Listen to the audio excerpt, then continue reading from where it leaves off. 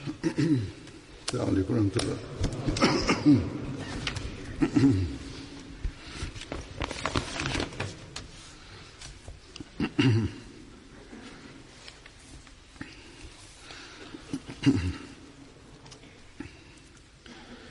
أشهد أن لا إله إلا الله وحده لا شريك له وأشهد أن محمدًا عبده ورسوله أما بعد فأعوذ بالله من الشيطان الرجيم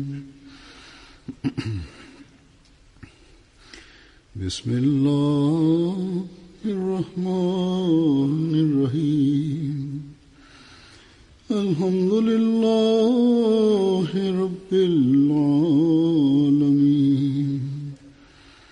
الرحمن الرحيم مالك يوم الدين إياك نعبد وإياك نستعين اهدنا الصراط المستقيم صراط الذين أنعمت عليهم غير المغضوب عليهم ولا الضالين.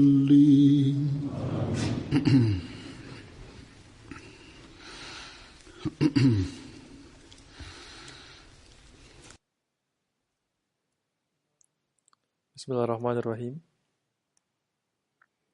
Хазур говорит, в эти дни все наши общины проводят мероприятия, посвященные Хазрату обетованному реформатору. Да будет доволен им Аллах. 20 февраля Хазрат обетованный Мессия мир ему опубликовал благую весть о рождении своего сына.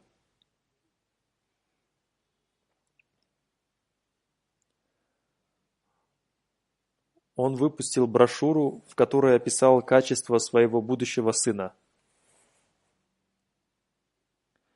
Эта брошюра была опубликована 20 февраля 1886 года. Поэтому все наши общины отмечают этот день как день Хазрата обетованного реформатора. Да будет доволен им Аллах.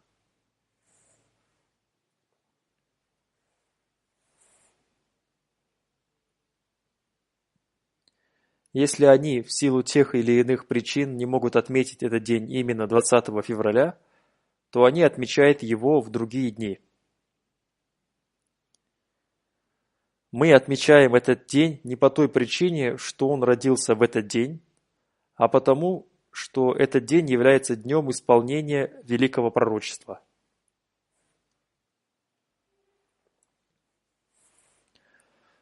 Я разъясняю это по той причине, что сейчас в общину пришли люди нового поколения, и вполне возможно, что они поймут это так, будто мы отмечаем его день рождения.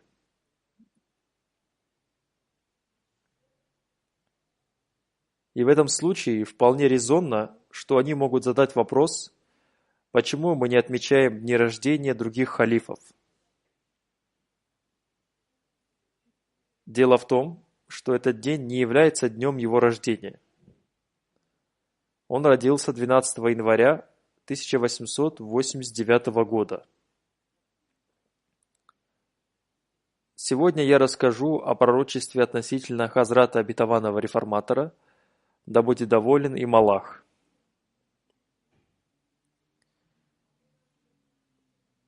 В первую очередь я прочитаю слова этого пророчества и затем прочитаю Писание Хазрата обетованного Мессии мир ему, доказывающий, что именно этот его сын является обетованным реформатором. Кроме того, первый халиф обетованного Мессии, да будет доволен им Аллах, и другие святые люди общины думали, что именно он является обетованным реформатором.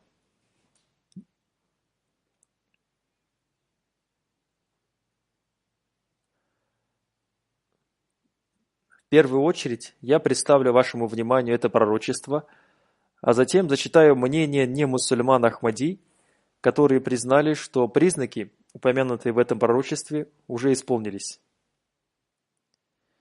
Это пророчество гласит: первое из всех этих трех видов предсказаний, которые подробно описаны в этой брошюре, связаны с этим смиренным человеком лично. Сегодня, 20 февраля 1886 года по Григорианскому календарю, соответствующее 15-му Джамадиуль-Аваль относительно примера этих Божьих слов, что будут описаны в этом объявлении, а подробно все это будет описано в брошюре. Иншаллах. В первом своем откровении Всевышний Аллах, всемогущий, всеславный, милосердный, святейший, величайший, всевластный над всякой вещью, обладающий наивысшим достоинством, имя которого наиболее почитаемо, обратившись ко мне в откровении, изрек: «Я даю тебе знамение милости согласно тому, о чем ты просил меня. Я слышал твой плач и твои молитвы, и я милосердно принял их, и я сделал твое путешествие в Хушиарпур и Лудхиану благословенным. Тебе дается знак могущества, милосердия и близости. И тебе даруется знак милости и благодеяния. И тебе даруется ключ победы и успеха. О преуспевающий, мир тебе! Бог сказал тебе это для того, чтобы стремящиеся к жизни были спасены от когтей смерти, и чтобы находящиеся в могилах вышли из них, и чтобы честь ислама и значение слова Аллаха были явлены. Чтобы истина пришла со всеми своими благословениями, и чтобы ложь ушла со всеми своими бедами. И для того, чтобы люди поняли, что я всевластен. И я делаю, что угодно мне, и чтобы они убедились, что я с тобой. И для того, чтобы все те люди, которые не верят в существование Бога и смотрят на Бога, Его религию, Его книгу и Его пречистого посланника Мухаммада Избранника, мир ему и благословение Аллаха, взглядом отрицания и отвержения, увидели ясное знамение, и чтобы были выявлены грешники. И тебе даруется благая весть о том, что тебе будет дарован красивый и чистый сын. Тебе будет дарован непорочный сын. Он будет от твоего семени и твоим потомкам, и продолжателем твоего рода». Здесь Всевышний Аллах удалил всякого рода сомнения о том и говорит, что он будет его сыном, а не из числа более поздних потомков. Красивый и чистый мальчик будет твоим гостем. Его имя Ан-Муаэль и Башир. В книге «Итог Адхама» это предсказание написано полностью на арабском языке, и это имя написано как Амануэл, то есть основной версией является Амануэль. И ему будет дарована святая душа, и он будет очищен от всякой нечистоты. Он является светом Аллаха. Благословен тот, кто придет от Бога. С ним милость, которая придет вместе с ним. Он будет господином величия, блеска и богатства. Он придет в мир из благословения своей души, подобной душе Иисуса и Духа истины. Он исцелит многих страждущих. Он является Словом Аллаха, потому что Его милосердие и Его нетерпимость к ширку, многобожию, направила Его по Своему благородному Слову. Он будет очень умным, мудрым и мягкосердечным и наполнен духовными и мирскими знаниями. И из 3 он сделает 4. Понедельник – благословенный понедельник.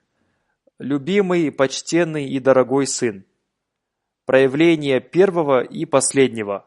Проявление истины и величия. Словно Аллах спустился с неба. Его нисхождение будет благословенным, и посредством него будет явлено проявление Божьего величия. Свет идет, свет, который является помазанником Божьего угождения. Мы внушим в него свой дух, и он будет под сенью Бога. Он очень быстро вырастет и станет освободителем пленников. Он станет известен во всех уголках земли, и народы получат от него благословение. И тогда его душа достигнет предела жизни и будет взята на небо. И это решено. Относительно этого пророчества Хазрат Обетованный Мессия мир ему изрек: «И когда мой первый сын умер, и эти неумные муллы и их друзья, а также христиане и индусы радовались по этому поводу, им было сказано, что в предсказании, сделанном 20 февраля, содержится предсказание о том, что некоторые сыновья умрут. Так что было необходимо, чтобы несколько сыновей умерли в младенческом возрасте. Но, несмотря на это, эти люди не прекращали выдвигать обвинения, и тогда Всевышний Бог сообщил мне радостную весть о втором сыне. И на 7-й странице моего зеленого объявления напечатана радостная весть о рождении другого сына. В ней написано: «Будет дарован другой Башир, второе имя его, которого Махмуд». И хотя пока до сегодняшнего дня, 1 сентября 1888 года, он еще не родился, но, согласно обещанию Всевышнего Бога, он обязательно родится в течение назначенного срока. Земля и небо могут измениться, но обещания Бога не могут быть неисполненными. Эти слова были напечатаны на странице номер 7 зеленого объявления, в соответствии с чем 12 января 1889 года родился мальчик, который был назван Махмудом и который, по милости Всевышнего Аллаха, жив до сегодняшнего дня, и ему сейчас 17-й год.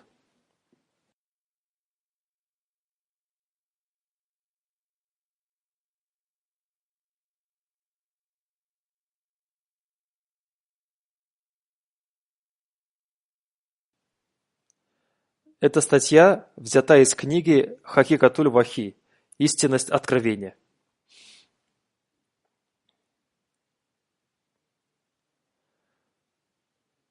Сейчас я представлю вашему вниманию мнение Хазрата первого халифа обетованного Мессии, да будет доволен им Аллах, относительно этого пророчества.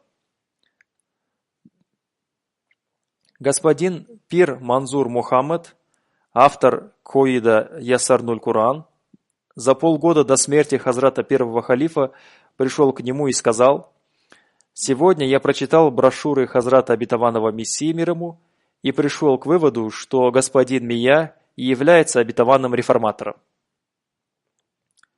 Хазрат первый халиф ответил: «Я знаю об этом давно. Разве ты не замечаешь мое отношение и уважение к господину Мия?» Господин Пир записал эти слова и попросил Хазрата первого халифа поставить под ними свою подпись. Хазрат первый халиф подписал и дописал, что эти слова он сказал господину Пир Манзур Мухаммаду. Затем он поставил свою подпись и дату 10 сентября 1913 год. Далее господин Пир пишет: «На следующий день я массировал ему ноги в его доме. Хазрат первый халиф лежал на кровати, и он сказал мне, чтобы я пока не публиковал эти свои слова.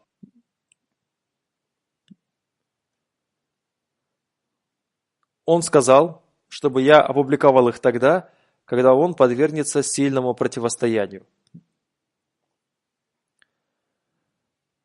Один почтенный святой по имени Гулам Хусейн Намбардар из квартала Рази-Яко в городе Сиалкот, после того, как Хазрат обетованный реформатор выдвинул свои притязания на этот сан, написал ему следующее: «О мой любимый наставник, халиф Мессии, обетованный реформатор, читая газету «Аль-Фазл» от 30 января, воздаю благодарность Всевышнему Аллаху за то, что Всевышний Аллах подтвердил истинность моего сна. Хазур, наверное, помнит, что этот его смиренный раб в период хазрата первого халифа поздравил господина Шади хан Мархума с тем, что во сне я увидел, что после хазрата первого халифа халифом станете вы. Вы добьетесь успеха и получите откровение от Аллаха. Этот сон я рассказал хазрату первому халифу. Услышав об этом, хазрат первый халиф очень обрадовался и подтвердил мой сон. Он сказал, поэтому он и подвергается сильным противодействиям. Я также рассказал этот свой сон покойному господину Саиду Хамиду Ша. Слава Аллаха, что Хазур сам объявил об этом. В любом случае, я все равно был убежден в том, что именно вы и являетесь халифом Аллаха и обетованным реформатором. Хазрат обетованный реформатор объявил об этом в 1944 году. Также один почтенный святой по имени Суфи Матиу Рахман из Бенгалии тоже написал об этом. Это письмо он написал, когда Хазрат обетованный реформатор уже выдвинул притязание на свой сан. Он писал: «Сегодня я считаю уместным рассказать об одном своем сне. Я видел этот сон 23 или 24 года тому назад. Я уже давно написал об этом сне Хазуру после его притязания на сан обетованного реформатора, и я убедился в том, что мой сон относился к именно этому пророчеству. Во сне я увидел, как люди собрались для празднования Ида. Хазрат обетованный Мессия мир ему, облачившись в одежду зеленого цвета, произносил хутбу. После того, как он закончил свою проповедь, я направился к нему, чтобы пожать ему руку. Однако, подойдя ближе, я увидел, что это не обетованный Мессия, а Хузур, то есть Хазрат обетованный реформатор. Я рассказал этот сон господину капитану, доктору Бадруддину и своему брату, миссионеру Бенгалии, Маульви Зилул Рахману. Он сказал: этот сон относится к пророчеству Хазрата обетованного Мессии мир ему, который гласит: «Он будет подобен тебе в красоте и добродетели». Хазрат шейх Мухаммад Исмаил Сарсави, да будет доволен им Аллах, повествует: «Мы слышали много раз, что обетованный Мессия мир ему говорил, что обетованным сыном, о котором говорится в пророчестве, является Мия Махмуд. Мы неоднократно слышали, что обетованный Мессия мир ему говорил, что у Мия Махмуда есть такое особенное религиозное чувство, что он иногда молится исключительно за него. Обетованный реформатор не объявил о том, что он является обетованным реформатором, пока сам Всевышний Аллах ясно не повелел ему об этом. Он сказал: «Нет сомнения в том, что это пророчество исполнилось посредством меня». Поэтому многие члены общины, увидев это, подтвердили, что это пророчество относится ко мне. Однако я всегда говорил, что не объявлю об этом, пока мне не повелит это Всевышний Аллах. В итоге наступил тот день, когда Всевышний Аллах повелел мне объявить об этом. Затем, на собрании в Хушарпуре, поклявшись Всевышним Аллахом, он объявил: «Я объявляю всем, что я являюсь тем сыном Хазрата обетованного Мессии, мир ему, посредством которого его имя распространится до всех уголков земли». На собрании в Лахоре он сказал: «Я говорю об этом, поклявшись единым и всевластным Аллахом. Упоминая его имя, ложно клянутся только проклятые люди. Тот, кто измышляет ложь в отношении него, не может спасти себя от его наказания. Я говорю, поклявшись Всевышним Аллахом, в доме господина адвоката шейха Башира Ахмада, который находится по адресу Темпл Роуд, 13, что Всевышний Аллах сообщил мне о том, что именно я и являюсь тем обетованным реформатором, о котором было предсказано в пророчестве. Я являюсь тем обетованным реформатором, посредством которого ислам дойдет до всех уголков земли, и в мире будет установлено единобожие. В этом пророчестве указаны 52 или 58 качеств обетованного реформатора. Но как бы там ни было, их число достигает больше 50. Сейчас я представлю вашему вниманию впечатления как мусульман Ахмади, так и не Ахмади, которые видели эти его качества. После смерти Хазрата обетованного реформатора, Хазрат Саид Абу Аль-Фарш из Дамаска написал: «Наши сердца опечалились, когда мы услышали весть о смерти повелителя правоверных, Хазрата второго халифа. Каждый мусульманин Ахмади ощутил скорбь. Особенно сильно скорбила община Дамаска, поскольку она была создана благословенной рукой Хазура. Эту общину оросило его духовное внимание. Это дерево сейчас разрослось и стало большим. Всевышний Аллах изрек относительно него абсолютно верно, что народы обретут благословение посредством него. Мы обрели божественное благословение благодаря его вниманию и мольбам. Я хорошо помню, что в любое время, когда я просил Хазура помолиться, я всегда ощущал духовно и физически принятие его молитв. Совершенно верно сказано в Откровении, провозглашающем, что свет последует за светом помазанника Божьего угождения. 27 июля 1944 года в газете «Аль-Фазл» был опубликован сон уважаемого господина Мухаммада Мухейля. Он написал о сне своего родственника мусульманина не Ахмади, господина Мухаммада Акрама. Находясь в поселении Камал-Дера, он написал: «Когда в 1936 году Хазур прибыл в Наваб-Шаа, за ночь до его приезда я увидел сон. Один человек, сидя верхом на льве, направлялся на запад от вокзала на круглом базаре. Когда он приблизился, я увидел, что на его благословенном теле были начертаны аяты священного Корана. Я спросил у людей, кто он. Они сказали, что это Мирза Махмуд Кадияди. Я спросил их, что это за человек. Они сказали, что это самый святой в мире человек. Это пророчество также признали и мусульмане не Ахмади. Один очень уважаемый неахмадийский богослов по имени Самиулла хан Фаруки написал в одном своем трактате в главе «Изложение истины». Он, то есть обетованный Мессия, получил сообщение: «Я воздвигну одного человека из твоего потомства и посредством своего приближения и откровения сделаю его необыкновенным. Посредством него истина будет распространяться, и многие люди примут эту истину. Внимательно прочитайте это предсказание и, будучи честными в своей вере, скажите, разве это предсказание не исполнилось?» Когда было сделано это предсказание, обетованный реформатор был еще ребенком, и Мирза Сахиб не оставил никакого завещания относительно того, что он должен стать его халифом. Он оставил выбор халифа на рассмотрение людей. И после него большинство людей признали халифом Хакима Нуруддина, из-за чего противники начали издеваться над предсказанием обетованного Мессии об обетованном сыне. Но после смерти Хакима Сахиба Мирза Башируддин Махмуд Ахмад был избран халифом. И то, как Ахмадият развивался в период его правления, вызывает удивление.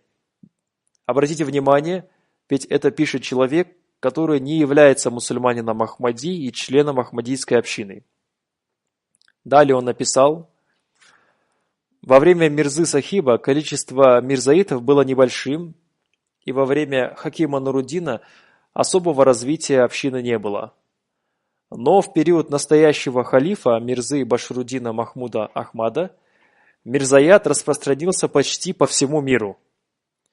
И обстоятельства свидетельствуют, что ко времени следующей переписи населения количество мирзаитов будет в 2 раза больше, чем во время переписи в 1931 году.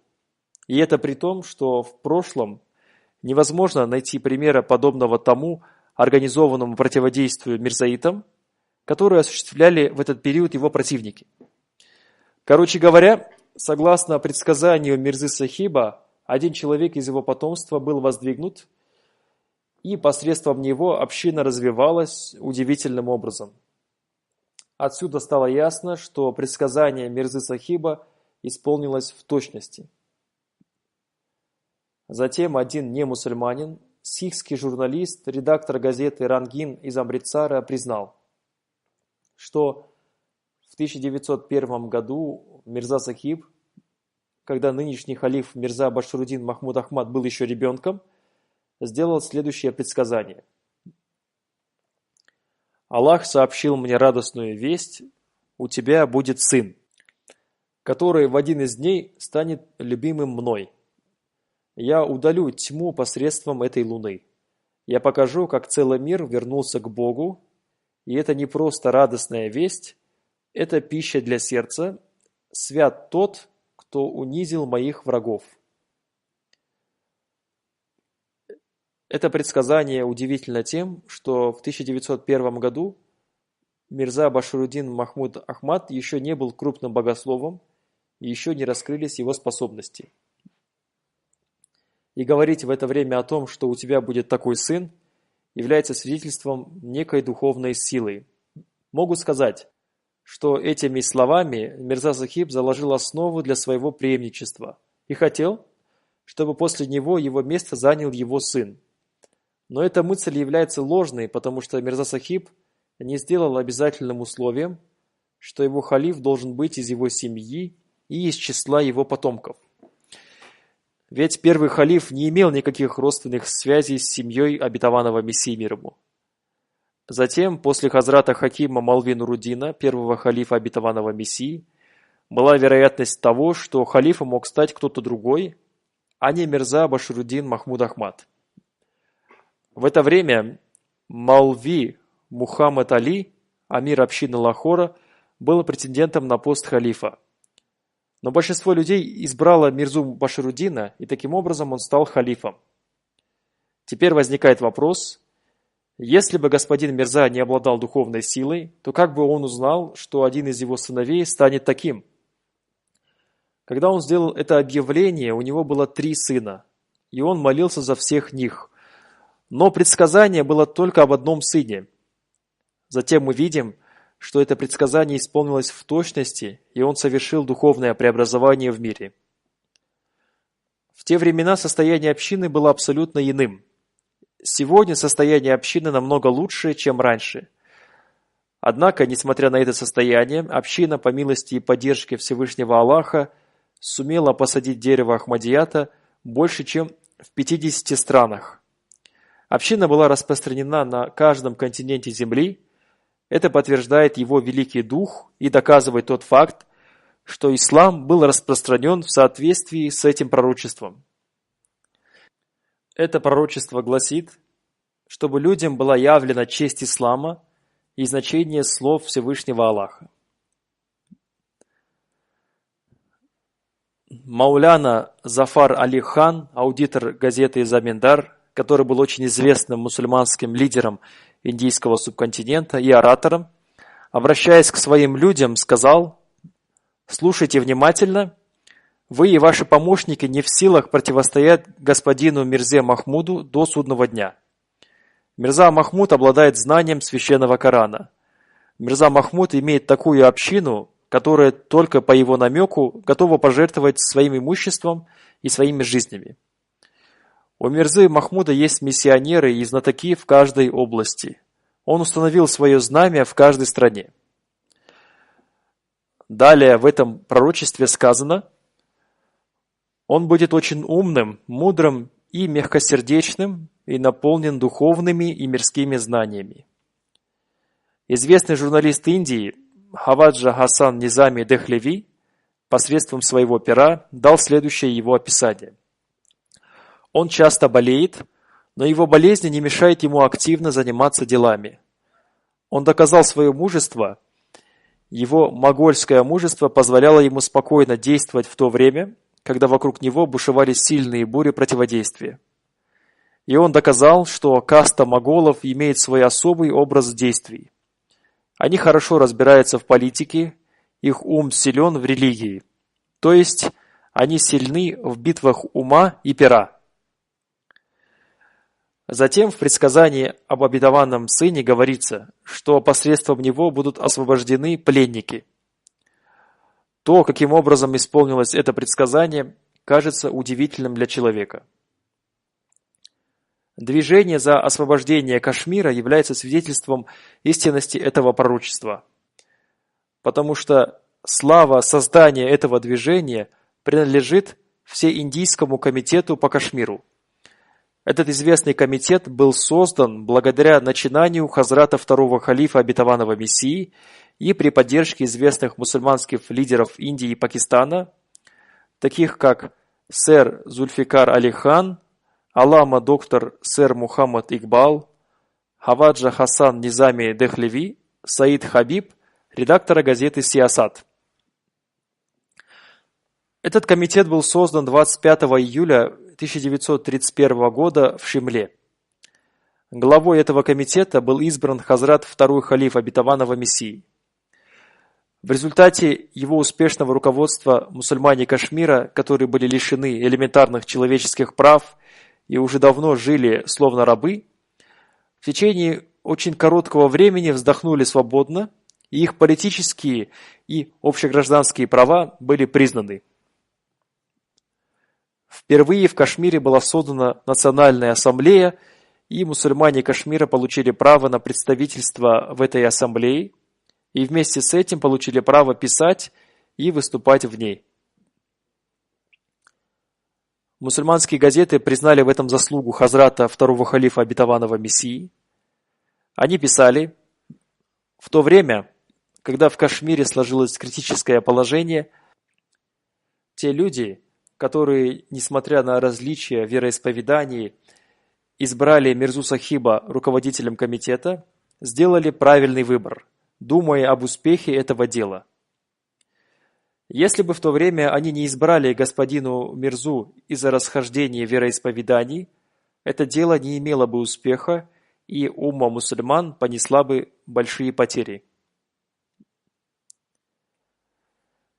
Мауляна Мухаммад Али Джаухар, брат Мауляны Шауката Али, известный политический деятель Индии, 26 сентября 1927 года в своей газете «Хамдард» написал: «Будет неблагодарностью не упомянуть в этих строчках господина Мирзу Башруддина Махмуда Ахмада и эту его великую общину, которая направила все свое внимание, вне зависимости от различия в убеждениях, на улучшение состояния мусульман.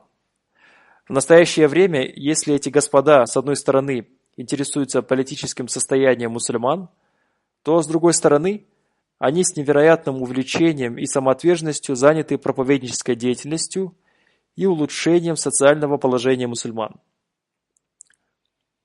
И недалеко то время, когда деятельность этого организованного движения станет факелом, освещающим дорогу для единства ислама в целом, и в частности для тех, кто сидит под куполом в бисмиллях и трезвонит об их якобы служении исламу, но при этом не имеющих внутри себя ничего, кроме пустоты.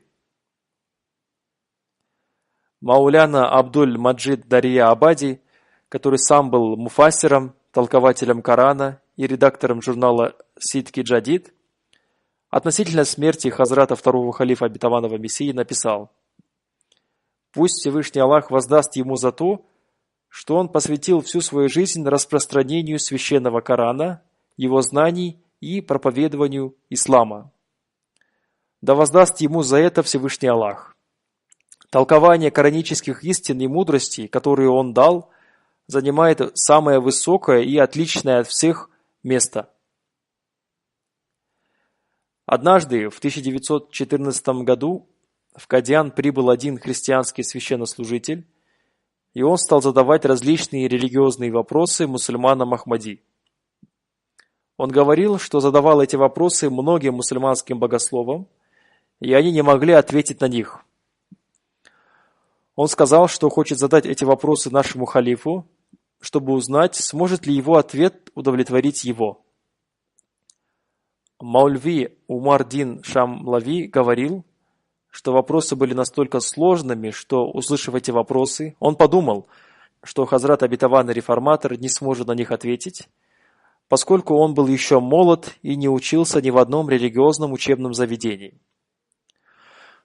Он подумал, что если он не сможет ответить на эти вопросы, то наша община опозорится на весь мир, и этот христианский священнослужитель, вернувшись в Америку, будет говорить о том, что халиф Ахмадийской общины ничего не знает и просто называет себя халифом, и он ничего не знает о христианстве.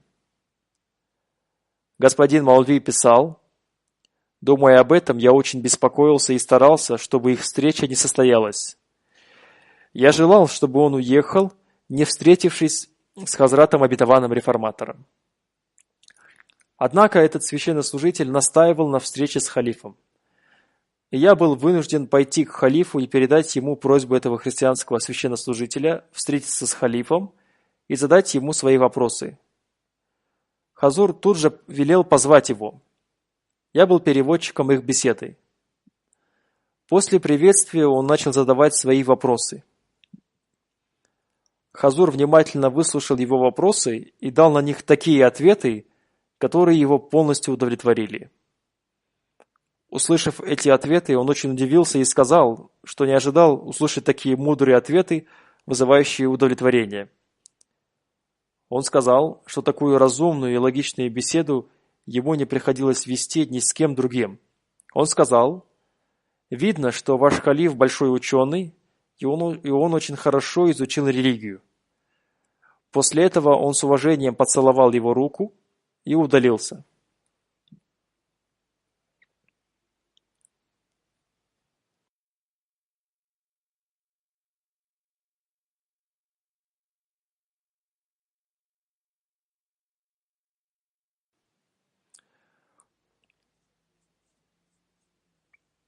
В феврале 1945 года, пребывая в Ахмадийской гостинице, Хазрат Обетованный Реформатор, да будет доволен им Аллах, прочитал лекцию на тему «Экономическая структура исламского общества». После его лекции господин Лала Рамчанд, председатель этого мероприятия, высказал свои впечатления. Он сказал: «Я считаю себя очень счастливым человеком, поскольку имел возможность услышать такую ценную лекцию. И я очень рад тому, что Ахмадийская община развивается и не просто развивается, а развивается очень успешно. В выступлении, которое вы только что слышали, Хазур рассказал о новых и очень ценных вещах. Я получил большую пользу от этого выступления, и я считаю, что вы тоже получили много пользы от этой ценной информации и знаний. Я очень рад, что на этом собрании присутствовали не только мусульмане, но и не мусульмане. Это улучшило отношения между мусульманами и немусульманами. Я получил возможность обсудить различные вопросы ислама с уважаемыми членами Ахмадийской мусульманской общины. Эта община дает такое толкование ислама, которое полезно для страны. Я ошибался, считая, что ислам заботится только о мусульманах и нисколько не заботится о немусульманах. Однако сегодня, услышав выступление халифа обетованного Мессии, я узнал, что ислам – это учение о равенстве всех людей, и я был очень рад услышать это. Я спрошу у своих немусульманских друзей, в чем заключается проблема, что они не могут оказать честь и уважение такому исламу. Я вновь и вновь сотни тысяч раз благодарю Хазрата главы Ахмадийской мусульманской общины за то, что он принес нам пользу своим выступлением, наполненным бесценными знаниями. Уважаемый господин Ахтар Уринви, имеющий степень магистра и декан факультета языка урду, относительно тафсира Кабир описал одно событие, свидетелем которого он стал. Он пишет: «Я давал тафсир Кабир Хазрата второго халифа обетованного Мессии том за томом профессору Абдуль-Манану Бедилю, бывшему декану факультета языка фарси и колледжа в Патни, В настоящее время он является ректором колледжа Шабина в этом же городе. Этот тафсир произвел на него такое сильное впечатление, что несколько томов этого тафсира он передал богословам арабского медресе Шамсуль-Худа в Патне. В один из дней он пригласил несколько ученых и спросил их мнение о тафсире Кабир. Один из этих ученых сказал, что на языке фарси нет ни одного толкования, похожего на это. Профессор Абдуль-Манан спросил: «А что вы думаете о толкованиях на арабском языке?» Ученые промолчали, и через некоторое время один из них сказал: «Все толкования на арабском языке недоступны в Патне. Правильное мнение может появиться только после изучения всех тафсиров Священного Корана в Египте и Сирии». Профессор Абдуль-Манан упомянул о прежних толкованиях на арабском языке и сказал: «Нет ни одного толкования на любом языке, который был бы равен толкованию Мирзы Махмуда. Попросите прислать вам все современные толкования из Египта и Сирии, изучите их, и через несколько месяцев мы поговорим об этом». Ученые-языковеды фарси и арабского языка ничего не смогли возразить на это. Господин Курайши Абдурахман из Сахара, упоминая о его необыкновенных знаниях, написал: «Когда Хазур приехал в Сахар, мусульмане Ахмади пригласили своих друзей из числа не Ахмади, чтобы они встретились с Хазратом Обетованным Реформатором. Я тоже пригласил одного из своих знакомых, который хвастался своими знаниями. Однако во время встречи он сидел молча, в то время как другие люди задавали свои вопросы, и Хазур отвечал им. Когда все люди разошлись, я спросил его, почему он не задал Хазуру ни одного вопроса. На что он ответил: «Я боялся, поскольку это было подобно раскрытию своего незнания. Слушая его ответы, я боялся утратить свои убеждения, не говоря уже о том, чтобы задавать ему вопросы».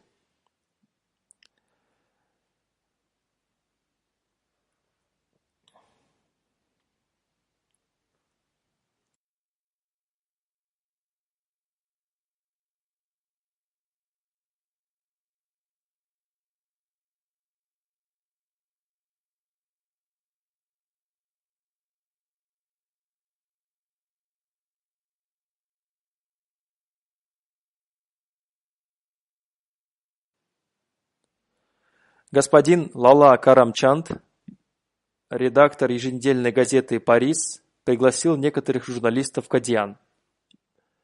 После их встречи с Хазуром в своей газете он написал следующее.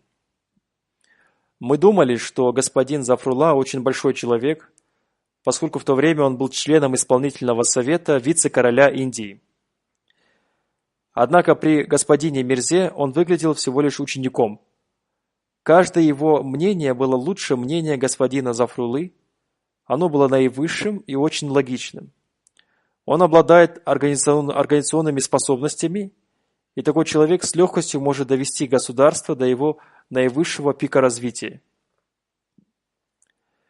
Еще один ученый принял участие в работе Джалсы Салана, ежегодного съезда общины в Кадьяне. Он написал об обетованном реформаторе и его подчиненных следующее. «Я внимательно наблюдал и увидел, что вся толпа людей движется по указанию пальца халифа времени. Я сделал следующий вывод относительно имама Ахмадийской мусульманской общины. Он очень сильно любит писать пером. Кроме того, он является очень хорошим оратором. Он является наивысшим генералом своего движения».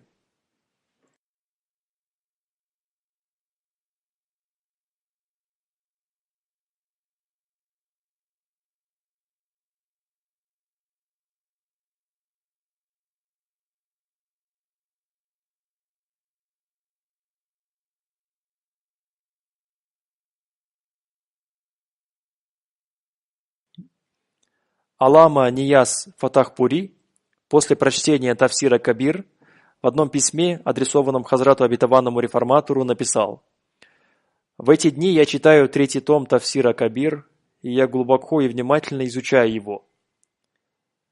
Нет сомнения в том, что это толкование является новой точкой зрения. Такого толкования еще не было. В этом толковании гармонично соединены глубина знания и искусство его передачи другим. Ваше необъятное море знаний, широкие взгляды, необыкновенную глубину мыслей, проницательность, прекрасные доводы можно заметить в каждом слове этого толкования. Я очень сожалею, что до сих пор не знал этого. О, если бы я только мог взглянуть на все тома вашего толкования! Вчера я прочитал ваше толкование суры Худ и узнал ваше мнение о пророке Луте. Мое сердце испытало радость относительно вашего толкования слов «Это мои дочери». После этого я не смог удержаться и написал вам письмо. Вы дали отличное толкование этих слов, в отличие от других. Я не в состоянии воздать вам должное за это. Пусть Всевышний Аллах одарит вас долгой жизнью. Вот таким было впечатление как мусульман Ахмади, так и не Ахмади о Хазрате обетованном реформаторе. На каждом, кто встречался с ним, общение с ним оставило свой глубокий след. Все это относится к исполнению пророчества. На собраниях, проводимых в его честь, должны возноситься мольбы за возвышение его степеней в раю. Вместе с этим нам тоже необходимо контролировать свое состояние. Каждый мусульманин Ахмади должен использовать все свои способности ради развития Ахмадията. Если мы добьемся этого, то мы сможем увидеть развитие Ахмадията больше, чем прежде. Пусть Всевышний Аллах одарит нас этой возможностью.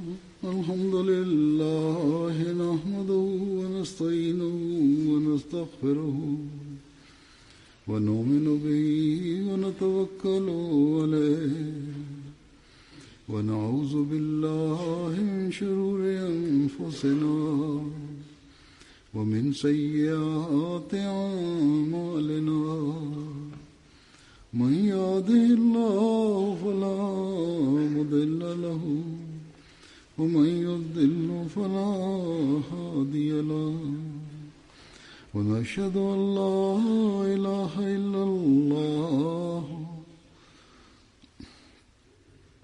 ونشهد أن لا إله إلا الله ونشهد أن محمدا عبده ورسوله عباد الله رحمكم الله إن الله يأمر بالعدل والإحسان وإيتاء ذي القربى وينهى عن الفحشاء والمنكر والبغي يعظكم لعلكم تذكرون اذكروا الله يذكركم وادعوه يستجب لكم ولذكر الله